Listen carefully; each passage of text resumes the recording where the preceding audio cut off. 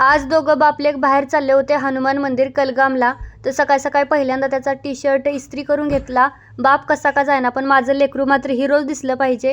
दोघांनाही बाय केलं आणि घरात आले.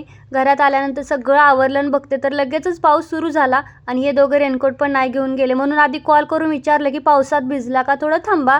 त्यानंतर हे घरी आले. येताना त्याने गदा घेऊन आले. त्याला सांगितलं होतं टॉयज घेऊ नको, म्हणून म्हटलं अगं मम्मा ही तर हनुमानाची गदा आहे, आता बोला काय बोलायचं. त्यानंतर प्रसाद खाल्ला तर माझ्या तोंडातनं काढून स्वतः खातोय.